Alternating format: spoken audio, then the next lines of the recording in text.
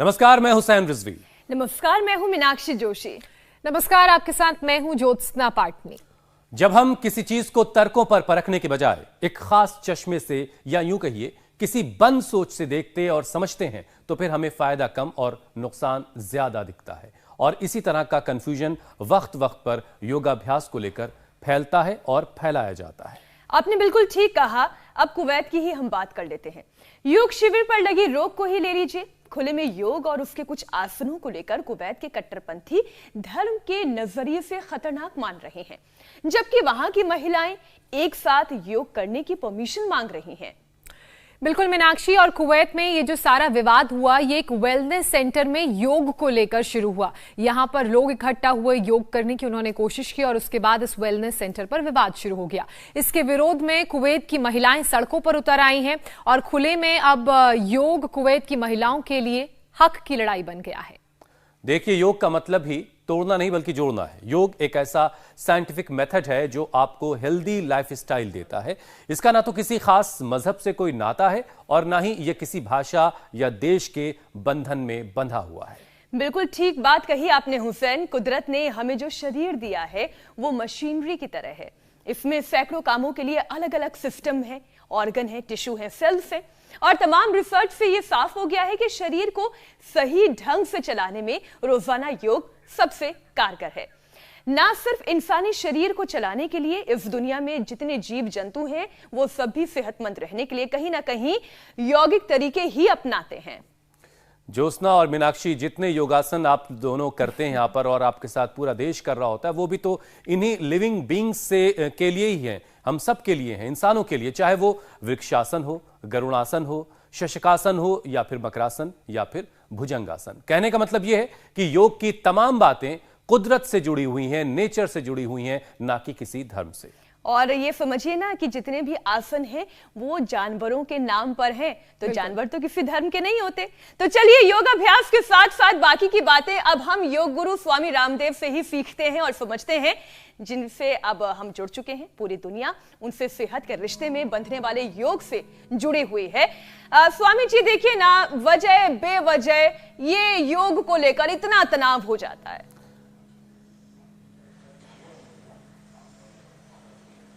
तो देखो मीनाक्षी जी, ज्योत्सना जी, आप और इधर हमारे हुसैन भाई जब एक साथ होते हैं तो योग के ऊपर कोई प्रश्न ही नहीं होता। और मेरे साथ भी यहाँ पर देखो हमारे सिख परिवार से भाई हरप्रीत, गुरुप्रीत, पूज्य हमारे मनास बाबूजी, कपालभाति, अनुलोम विलोम करो बाबूजी। अब ये रोज करते हैं। अब इसमें कहाँ मजहब आ गया? अब देखो, अनुलोम विलोम माने सांस लेना छोड़ना, भस्त्रिका कपालभाति माने सांस लेना छोड़ना। इसमें मजहब का कोई लेना देना नहीं।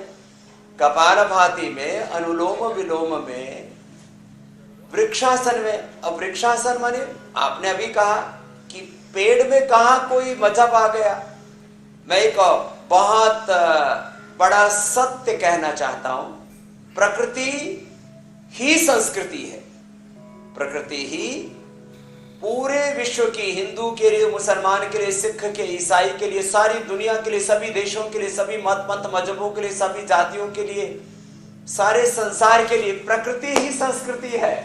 अब ये वृक्षासन है, अब ये गरुड़ासन है। अब गरुड़ की तरह हमने ऐसे शरीर की आकृति बना ली तो गरुड़ासन हो गया।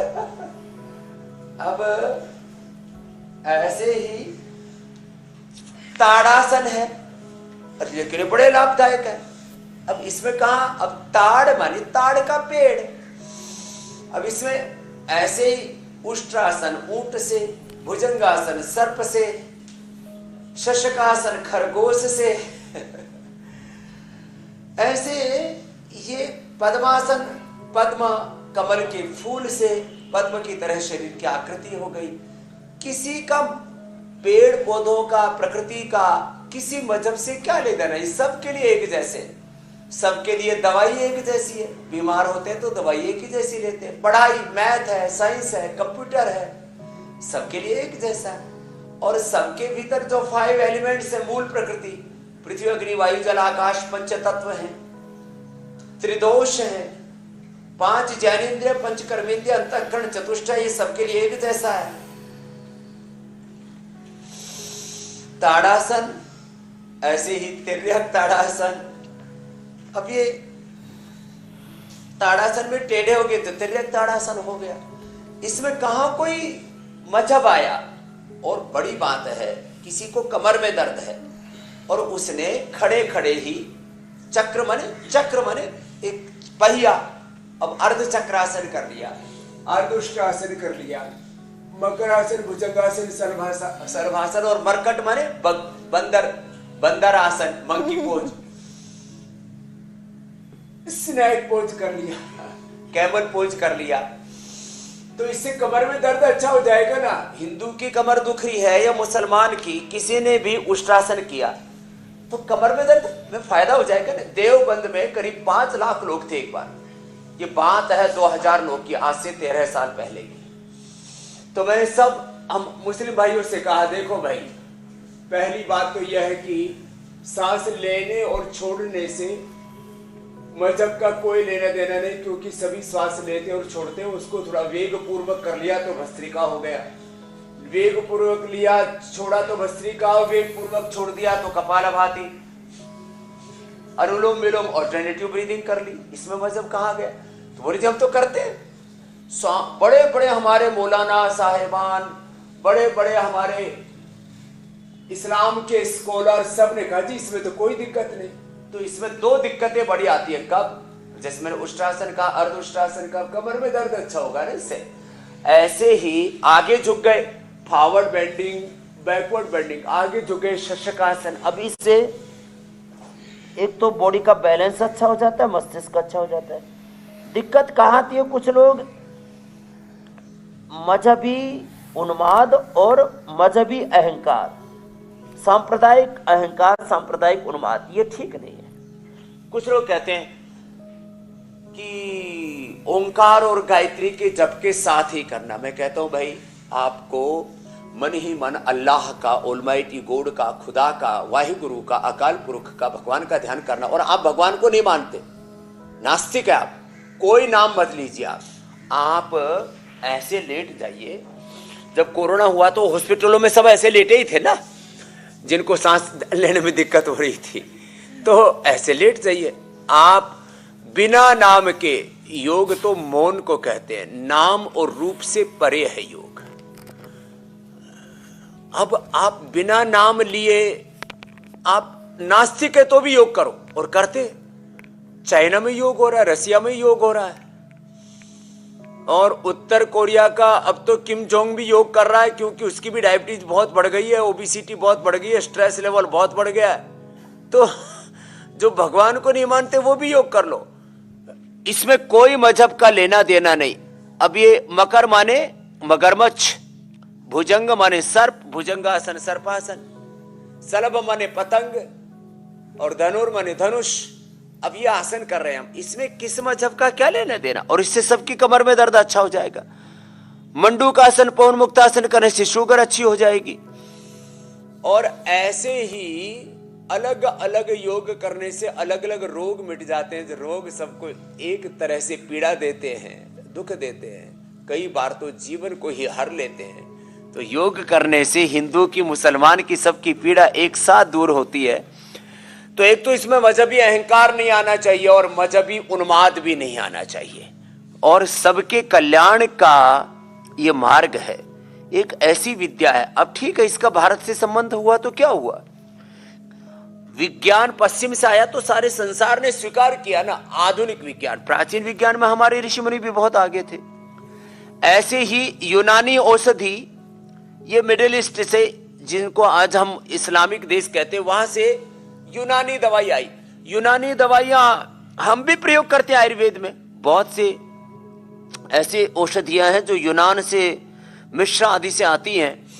तो यूनानी औषधियां और यूनानी फार्मूले भी यूज किए जाते हैं। तो यूनानी औषधि में कहां इस्लाम आ गया, और आयुर्वेद में कहां हिंदू आ गया, एलोपैथी में कहां ईसाइयत आ गई, और चाइनीज मेडिसिन में कहां जो है नास्तिकता आ गई। ये जो सोच है ना, ये बहुत ही अविवेकपूर्ण है। अब भुजंगासन किया था हमने, अब ये शलभासन किया। शलभ माने पतंग की तरह आपने शरीर का आकार बना दिया, ऐसे ऐसे धनुरासन धनुष की तरह आकार बना दिया। अब इसमें कहां मजा आ गया? अब ये धनुष की तरह शरीर का आकार बना हुआ है, ऐसा करने से बॉडी की स्ट्रेचिंग अच्छी हो जाती है, स्वामी जी कमर अच्छी हो जाती है। ये बात बहुत अच्छी आपने बताई, ऐसे ही कि चाहे अल्लाह का नाम लेने वाले हों, चाहे ईश्वर का, चाहे गॉड का नाम आप किसी का लेते हुए योग करिए, वर्कआउट करिए और अपने शरीर को सेहतमंद बनाइए। यही मकसद योग का है, जो पिछले लंबे वक्त से जिस पर आप काम कर रहे हैं। लेकिन स्वामी जी, कुवैत में खुले रेगिस्तान में तो भी शरीर को तो मानते हो ना? बिल्कुल बिल्कुल बिल्कुल स्वामी जी, कुवैत में खुले रेगिस्तान में योग का शिविर लगना था, तो योग शिविर का सिर्फ इस बात को लेकर के विरोध किया गया कि पद्मासन और पर्वतासन खुले में करना ठीक नहीं है। तो आखिर इसमें ऐसा, इन दोनों आसनों में ऐसा क्या है? इन दोनों आसनों को जरा करके दिखाइए और बताइए कि इसके फायदे क्या हैं और इसमें किस बात को लेकर के इसका विरोध हो रहा था। अब देखो, ये हमने मरकट आसन मैंने बंदर पोज किया, मंकी पोज बोलते हैं अंग्रेजी में इसको। अब इसका मजहब से क्या लेना देना? अरे किसी की टांग में दर्द हो रहा है और वो ऐसे स्ट्रेचिंग करके, अब ये फिजियोथेरेपी वाले भी करवाते इसको, अब इससे कमर दर्द अच्छा हो जाता है। अब देखिए, अब मैं आपको बात पद्मासन, वृक्षासन तो हमने पहले किया ही, उसका भी कर देता हूं। और पद्मासन, अब बताओ, ऐसे खुले में कोई ऐसे बैठ जाता है। अब ऐसे बैठने में, वज्रासन में बैठने में, अब कोई बोले वज्रासन में तो बैठ करके नमाज पढ़ते हैं, हम तो हिंदू हैं, वज्रासन नहीं करेंगे। तो भाई तुम्हारा हिंदू धर्म कैसे खतरे में आ जाता है ऐसे बैठने में? लो बैठो, 1 घंटे तक बैठो, पूरी जिंदगी में बैठो। मैं जिंदगी होगी करते करते, वज्रासन करते करते, और मैं तो वज्रासन करते करते आज तक मेरे अंदर तो कोई इस्लाम वाला जो ये कहते ना मजहबी रंग, मैं तो मुसलमान नहीं बना वज्रासन करते करते। अब पद्मासन बोले, पद्म तो कमल है, इसमें तो कमल जैसा हो जाता है शरीर। तो कमल के फूल पर तो भारत की देवी देवताएं, वो जो है उनका ये है, या कोई कमल के फूल से कोई बीजेपी से ही जोड़ दे। अब हाथ तो सबका है, कोई बोले मैं तो अपने हाथ काटूंगा, ये तो कांग्रेस का है। ये कोई बात? मैं तो जहां भी कमल का फूल दिखेगा उसको उजाड़ूंगा, ये तो बीजेपी का है। जहां भी लालटेन दिखेगी फिर तो फोड़ूंगा, ये तो लालू यादव की है। और ये जहां घड़ी दिखेगी उसी को तोड़ूंगा, ये तो एनसीपी की है। जहां धनुष दिखेगा उसी को, ये तो शिवसेना का है। फालतू की बात है सब। तो ये पद्मासन में बैठे, अब इसमें कहां कोई मजहब आ गया? आपको खुदा का, अल्लाह का, ऑलमाइटी गॉड का, भगवान का, वाहेगुरु का, काल पुरुष का, मैंने का, किसी का भी नाम लेना है तो नाम लो, नहीं लेना मत लो। आप यूनिवर्सल लो को तो मानते हो ना, एक प्रकृति को, निसर्ग को तो मानते हो ना, नेचर को तो मानते हो। और नेचर को सभी लोग मदर नेचर भी कहते हैं, प्रकृति माँ। और हमारा अस्तित्व इस प्रकृति से बना है, तो इसको आप कैसे झुठला सकते? इसलिए मैंने एक बड़ा सत्य कहा है, प्रकृति ही मूल संस्कृति है। और अब पद्मासन ऐसे हो गया। अब इसमें जो है कोई पीछे लेट गया तो सुप्त पद्मासन हो जाएगा ऐसे, ये तो इसमें इससे और पेट अच्छा हो जाएगा ऐसे, इससे तो और ज्यादा नाभि धरण भी अच्छी हो जाएगी। स्वामी जी, आप इतनी मतलब आसान तरीके से बातों को समझाते हैं कि बात जो है, अगर आप कोई समझना ही ना चाहे तो बस उसे ही समझ में नहीं आएगी, वरना तो हर कोई बड़ी आसानी से बात समझ सकता है। तो योग का अर्थ ही यह है कि जोड़ना, फिर चाहे वो कोई भी पंथ और मजहब का क्यों ना हो। स्वामी जी, आजादी के अमृत महोत्सव यानी 75 साल पूरे होने के मौके पर आपने 75 करोड़ सूर्य नमस्कार करवाने का संकल्प लिया। सूर्य नमस्कार में आने वाले पर्वतासन को लेकर कई सारी भ्रांतियां भी है और परेशानी भी है, तो क्यों ना हम एक काम करें कि खुद सूर्य नमस्कार करते हैं, आप इसके आसन और इसके फायदे दोनों बताते जाएं। तो देखो, पर्वतासन भी इसी का एक आसन है। अब पर्वत मान लीजिए, अब मैं तो उधर दुबई में और उधर तो नहीं देखा पर्वत, अब हिमालय है या पूरी दुनिया में पहाड़ है। यूरोप में भी कितने पहाड़ हैं, स्विट्जरलैंड से लेकर के पूरी यूरोप में, अमेरिका में, कनाडा में सब जगह मैंने गया, इधर ऑस्ट्रेलिया भी गया, सब जगह पहाड़ है, चाइना में भी पहाड़ है, आस्तिक नास्तिक जैसे पहाड़ तो पहाड़ है, वो तो ज्वालामुखी नीचे से पड़ा, ऊपर से लावा इकट्ठा हो गया, पहाड़ बन गया। अब उसका पर्वत का किसी से क्या लेना देना। खैर, ये प्रणाम आसन। अब कोई कहे कि हाथ तो भगवान के सामने जोड़ना, तो हम कब कहते हैं इंसान के सामने जोड़ो। आप मक्का मदीना की तरफ ही ऐसे करके कर लो ना। हमने कब कहा कि सूर्य की तरफ ही देख करके सूर्य नमस्कार करना। मुझे तो पता ही नहीं अभी यहाँ इधर सूर्य उदय किधर हो रहा है। अभी मैं मुंबई में हूँ, मुझे नहीं पता कि इधर से सूर्य हो रहा है, आगे की पीछे से, दाएं से कि बाएं से। मैं तो जो है कैमरा को देख करके और उधर ही सूर्य नमस्कार कर रहा हूँ। अब इसमें बताओ क्या लेने देना इसका। प्रणाम आसन। तो फिर ये ऊर्ध्व हस्तासन, हाथ ऊपर कर दिए, ये तो एक एक्सरसाइज है। अब ऐसे श्वास लेकर के पीछे झुकने से फेफड़े, हार्ट और स्पाइनल कॉर्ड सब स्ट्रेंथन होते हैं, स्टेमिना बढ़ता है। आगे झुक गए। अब पीछे झुकने से सामने के और आगे झुकने से जो पीछे के और साथ में आगे के भी जो हमारे बॉडी के ऑर्गन्स हैं, मसल्स हैं, हड्डियां हैं, उनमें लाभ होता है। अब आगे झुके, श्वास बाहर छोड़ दिया, तो इससे पेट और पीठ दोनों अच्छे होते हैं। फिर ये दक्षिण अश्व संचालनासन, ऐसे दाहिने पैर पर बैठे, दोनों हाथ साइड में, पीछे वाला पैर सीधा ऊपर की ओर देखा, ऐसे कर लिया। मैंने दुबई के अंदर करीब 10,000 मुसलमान भाई बहनों को योग कराया, बुरके के साथ करवाया। आज हिजाब बुरके के ऊपर भी बहुत विवाद हो रहा है। मैंने बुरके के साथ, हिजाब के साथ, और जो एक उनकी व्हाइट कलर की जो ड्रेस भी पहनते उसके साथ ही कराया। और 1 घंटे बाद योग कराने के बाद, सूर्य नमस्कार कराने के बाद, ये पर्वतासन है, पर्वतासन पर ही विवाद खड़ा हो गया है।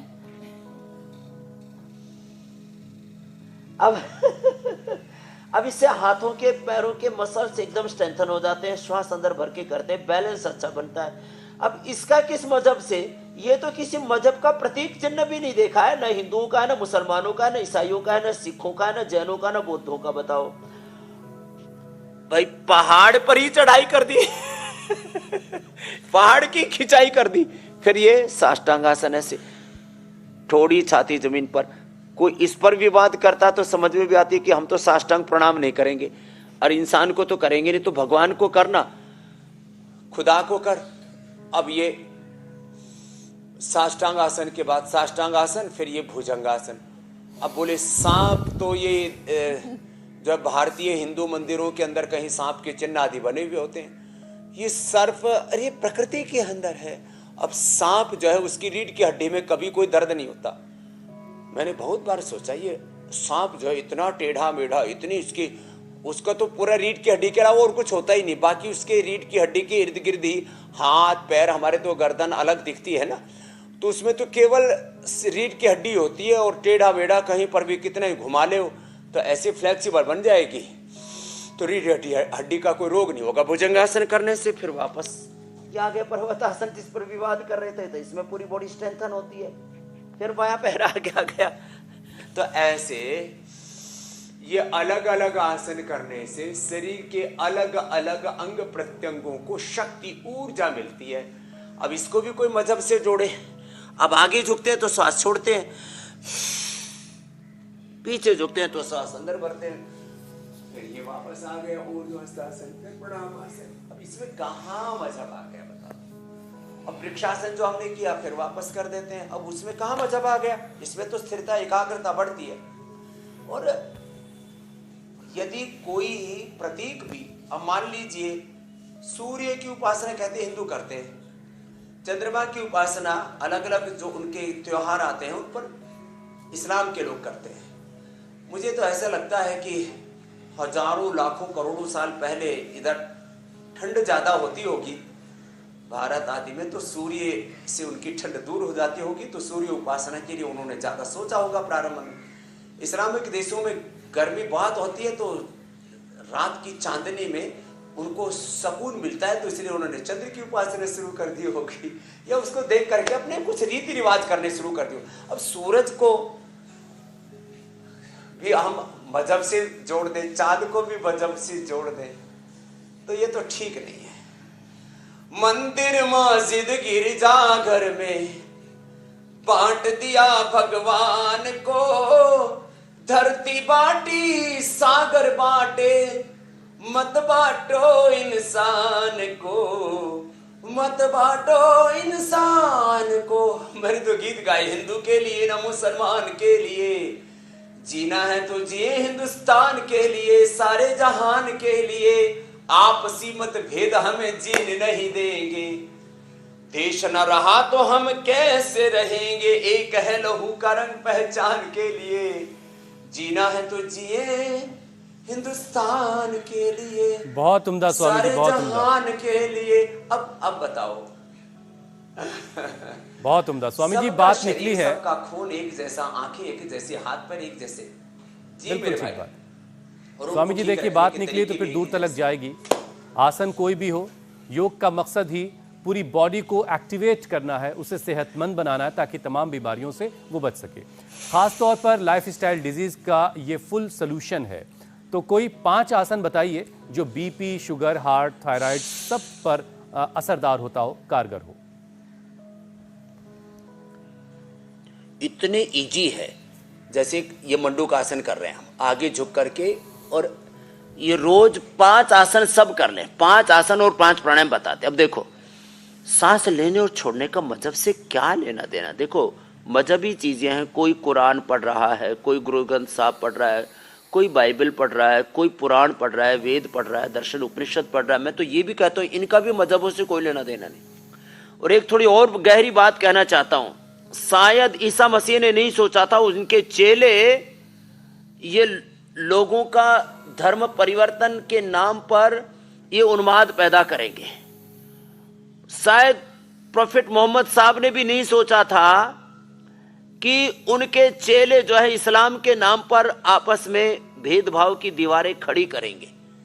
वो तो कहते थे नेकी के रास्ते पर चलो। सब महापुरुष ने कहा धर्म मन पुण्य के रास्ते पर, न्याय के मार्ग पर चलो। धर्म का दूसरा अर्थ है न्याय, जो जैसा नेचुरल जस्टिस, यूनिवर्सल लॉ, उसको मानो, माने भगवान के विधान को मानो, प्रकृति के विधान को मानो।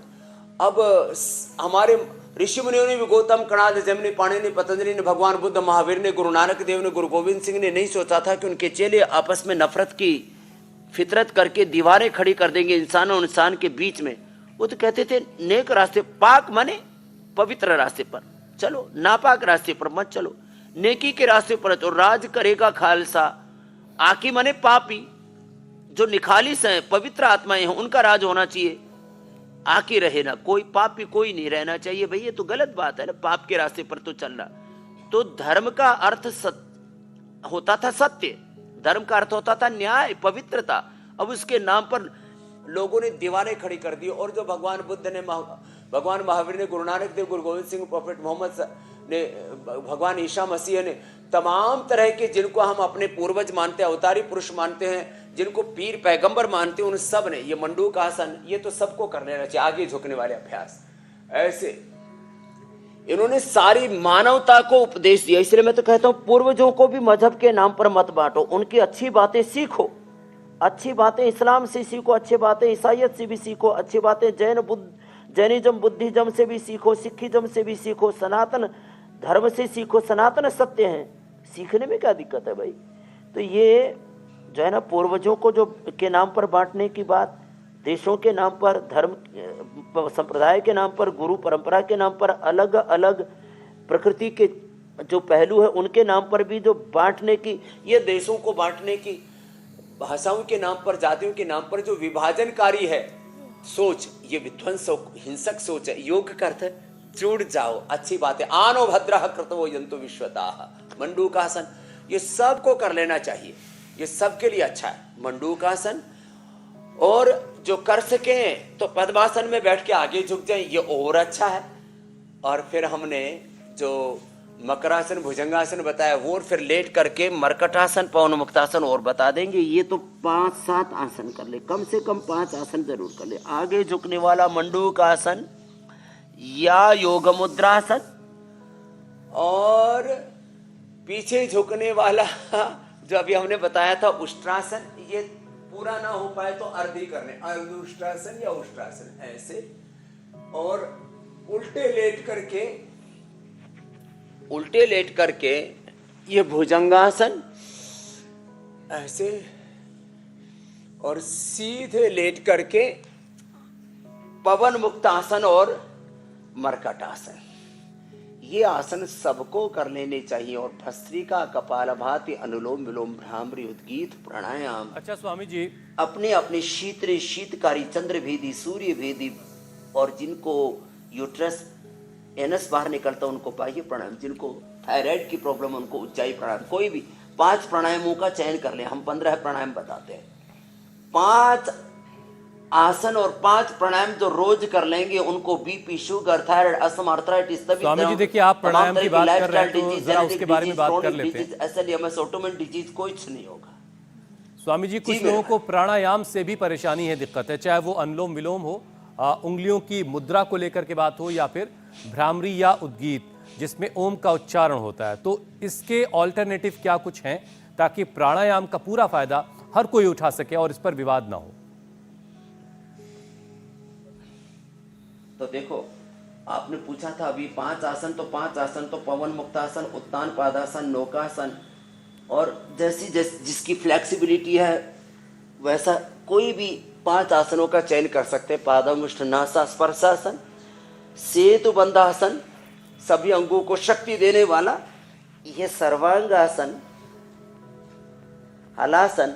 अब तो हल में, अब इसमें कौन सा मजहब आ गया भाई? हल चलाने से तो पैदावार अच्छी होती है। तो ये खेत में भी जो पेट में भी जो खरपतवार हुई है उसको मिटाने के लिए कर लो। अब शीर्षासन छोटे बच्चों से लेकर के बड़ों तक करेंगे तो इससे जिंदगी भर बाल अच्छे रहेंगे, दिमाग अच्छा रहेगा, आंखें कान अच्छे रहेंगे।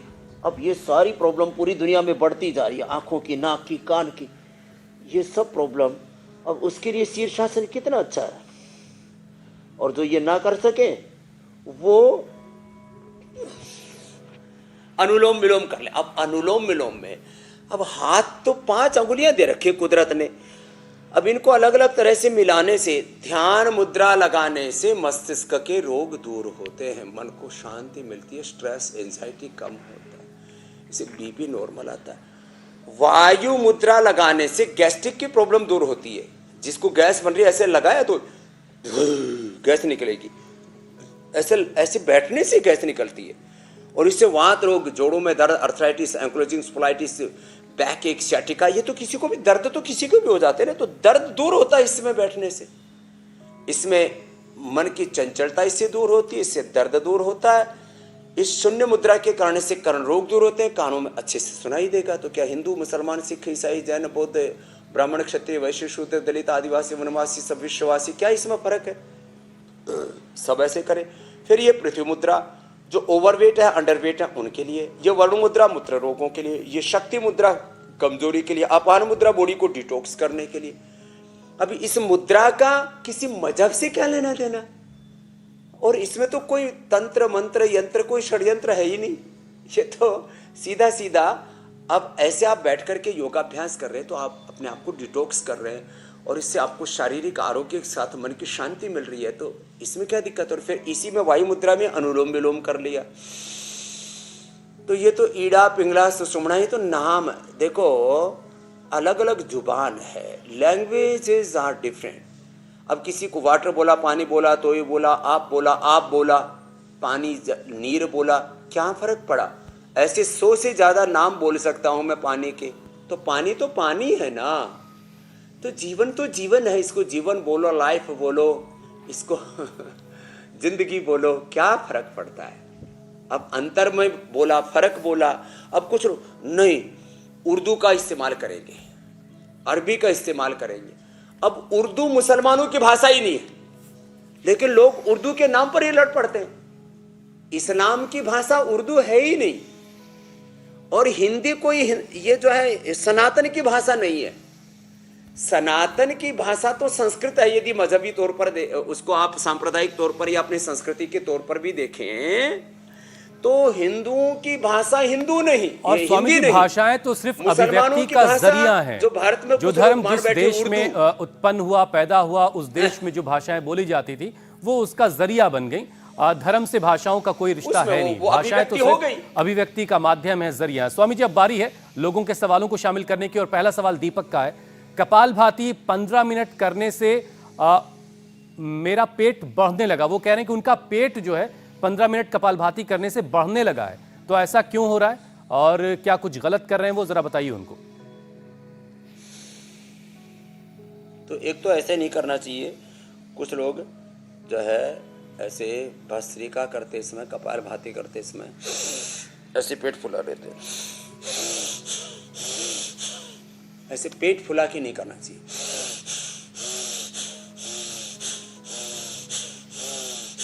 ऐसे नहीं करना चाहिए। फिर कुछ नीचे से कपालभाति करते हैं, ऐसे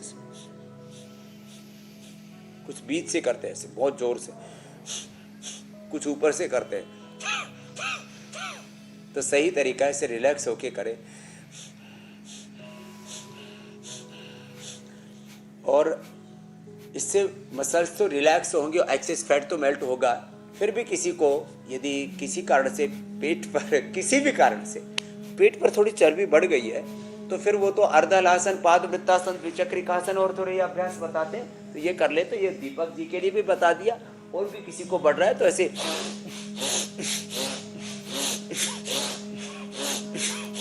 स्वामी जी, वक्त पेट जो में है श्वास ना भरे, कैसे निकल गया पता ही नहीं चला आपकी बिल्कुल बातें सुनते सुनते। इसलिए अब बारी है कि कल के कार्यक्रम के बारे में दर्शकों को बता दूं, लोग इंतजार कर रहे होंगे। लंग्स पर सिगरेट का धुआं कितना भारी, स्मोकिंग से घर वालों को मिल रही COPD की बीमारी, जहरीली हवा में सांस लेने से हो रहे हैं घातक रोग। हेल्दी लंग्स के लिए करें कौन सा योग, स्वामी रामदेव बताएंगे वो तमाम उपाय। 30 मिनट योग से 100 साल चलेगी आपकी सांस। तो कल सुबह 8 बजे जरूर देखिए हमारा ये खास कार्यक्रम। स्वामी जी, अब आपसे इजाजत लेने का वक्त है। बहुत बहुत शुक्रिया, बहुत बहुत धन्यवाद। प्रणाम स्वामी। बहुत बहुत प्रणाम। जो बच्चे हैं वो मयूरासन, मयूरी आसन भी कर लेना, बैलेंस और अच्छा बन जाएगा, बॉडी का भी माइंड का भी। नमस्ते। बहुत बहुत शुक्रिया स्वामी जी। इंडिया टीवी हर वक्त हर जगह डाउनलोड करने के लिए सर्च करें India TV news Google play store या ऐप स्टोर पर।